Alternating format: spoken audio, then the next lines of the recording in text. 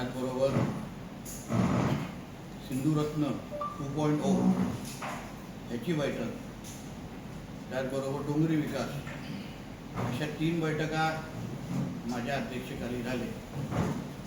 त्याचबरोबर दिशा समितीची बैठक आणि रस्ता सुरक्षेची बैठक ही माननीय खासदार राणेसाहेबांच्या अध्यक्षतेखाली झाली. आणि एकंदरीत या सगळ्याच बैठकींच्या माध्यमातून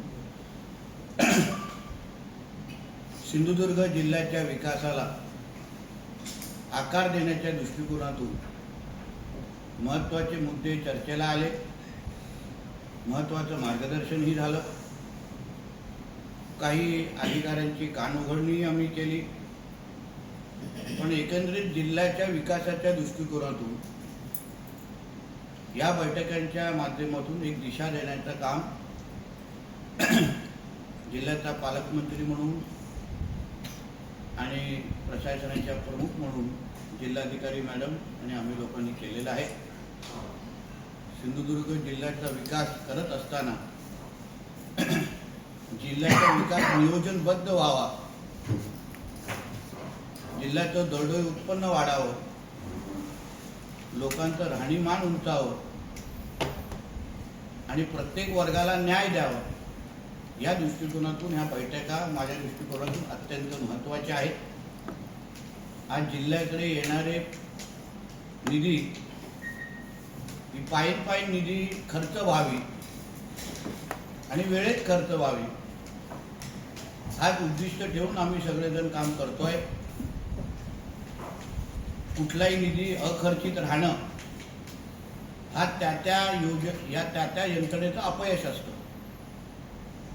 आणि म्हणून आमच्यासाठी सगळ्या यंत्रणेवर लक्ष ठेवणं, यंत्रणेला शिस्त लावणं ही माझ्या दृष्टिकोनातून अत्यंत गरजेचं आहे.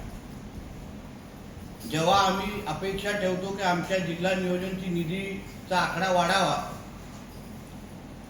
तेव्हा राज्याचे मुख्यमंत्री आणि अर्थमंत्री सर्वात पहिला प्रश्न हाच आम्हाला विचारतात की गेल्या वर्षाचा निधी किती तुम्ही खर्च केला, किंबहुना गेल्या वर्षीमध्ये किती टक्के अखर्चित निधी आहे, आणि त्याच आधारे आम्हाला पुढचा निधी उपलब्ध होतो. आणि हीच आर्थिक शिस्त मी माझ्या कार्यकाळामध्ये लावण्यासाठी कसोटीचा प्रयत्न करतोय. निधी खर्चाच्या यादीमध्ये गेल्या वर्षी आपला सिंधुदुर्ग जिल्हा हा 1 क्रमांकावर होता. गेल्या वर्षी 31 मार्चच्या काही दिवसा अगोदर आपल्या सिंधुदुर्ग जिल्ह्याने 100% निधी हा खर्च केलेला होता. पण गेल्या वर्षी जी लावलेली प्रथा, ह्या वर्षी आम्हाला त्याचा पुढचा टप्पा टाकायचा. त्यासाठी आम्ही आता या जुलै महिन्यामध्ये मी ही जिल्हा नियोजनची बैठक आयोजित केलेली आहे.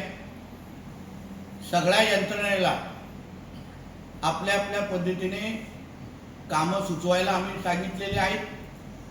जवळपास सप्टेंबर या महिन्यापर्यंत सुचवलेली कामं याद्या फायनल करून आम्ही निविदा प्रक्रियेमध्ये जाणार आहोत.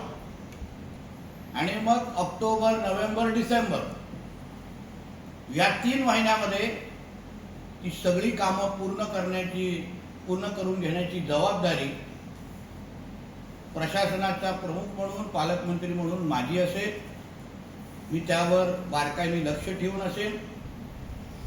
एकदा काय आपण डिसेंबरला 100% निधी खर्च करू शकलो, मग पुढच्या काही मार्च 31 पर्यंत जे काही 2-3 महिने आहेत, परत एकदा अर्थमंत्री आणि आदरणीय मुख्यमंत्र्यांकडे जाऊन आपल्या जिल्ह्यासाठी जादा निधी आणण्याच्या दृष्टिकोनातून माझी पावलं पडतील. म्हणून हाच उद्दिष्ट नजरेसमोर ठेवून मी संबंधित यंत्रणेच्या संपर्कात असेल. जिल्हा परिषद, नगरविकास, वन असे काही खात्यामध्ये आतापर्यंत निधी खर्च होत नव्हता, वेळेत खर्च होत नव्हता. VPDA सारखा एक विषय होत असल्यामुळे काही अखर्चित निधीचा आकडा वाढायचा. पण आता आमच्या जिल्हा परिषदमध्ये जिल्हा परिषद अध्यक्ष आहेत, उपाध्यक्ष आहेत, पूर्ण बॉडी आलेली आहे. आणि म्हणून मला आता विश्वास आहे की प्रशासनाला हाताशी धरून नियंत्रण ठेवून जिल्हा परिषदेचे माझे सहकारी आमच्या प्रमोद कामतजींच्या नेतृत्वाखाली निश्चित पद्धतीने गेल्या वर्षीपेक्षाही चांगलं निधी खर्चामध्ये आपला परफॉर्मन्स देतील. त्याचबरोबर नगर विकास मध्ये विविध नगरपालिका आहेत, त्यामध्ये काही नगरपालिका दिलेला निधी, नगर उत्थान सारखा निधी वेळेत खर्च करत नाही. त्याही बाबतीमध्ये संबंधित अधिकाऱ्यांना आदेश दिले गेलेले आहेत.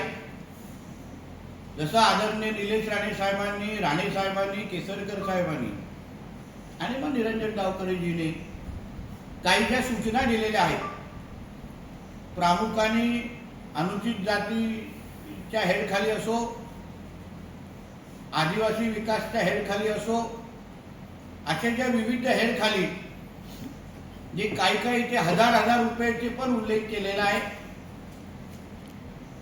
त्याला वाढवण्याच्या दृष्टिकोनातून 50,000 ते 1,00,000 पर्यंत कसं घेऊन जाण्यासाठी प्रस्ताव तयार करून घेण्यासाठी आम्ही लोकांनी सांगितलेले आहेत. म्हणून जिल्ह्याचा सर्वांगीण विकास, प्रत्येक क्षेत्राला पुढे घेऊन जाण्याचं काम, न्याय देण्याचं काम आम्ही जिल्हा नियोजनच्या माध्यमातून करणार आहोत. सिंधू रत्ना 2.0 ही योजना आदरणीय मुख्यमंत्री देवेंद्र फडणवीस साहेबांनी या अर्थसंकल्पीय अधिवेशनामध्ये जाहीर केली. पदसिद्ध अध्यक्ष म्हणून पालकमंत्री आणि उपाध्यक्ष म्हणून माजी पालकमंत्री आदरणीय दीपक केसरकरजी यांना नेमलं. परत आमच्या जिल्हाधिकारी पण त्याच्या सचिव आहेत. आणि म्हणून आज एक विस्तारित सिंधू रत्न योजनेची मी बैठक घेतली, ज्याच्यामध्ये आदरणीय खासदार साहेब पण निमंत्रित होते, आदरणीय निलेश राणे साहेब पण निमंत्रित होते. सिंधू रत्न योजनेच्या अंतर्गत आपल्या जिल्ह्याला 200 कोटी म्हणजे जिल्हा नियोजनाचे 307 कोटी प्लस 200 कोटी म्हणजे जवळपास 500 कोटी आपल्या जिल्ह्याच्या विकासासाठी जी काही निधी उपलब्ध होते, त्याच्यामध्ये 200 कोटी आपण सिंधू रत्ना 2.0च्या अंतर्गत आम्हाला खर्च करायचे आहे. त्याच्यामध्ये पर्यटन, मत्स्य व्यवसाय, कृषी आणि बचत गट विकास हे 4 हेड सिंधू रत्नाच्या अंतर्गत आम्हाला उपलब्ध करून दिलेले आहे. त्यासाठी 200 कोटी आम्हाला येणाऱ्या 3 वर्षामध्ये खर्च करायचे आहे.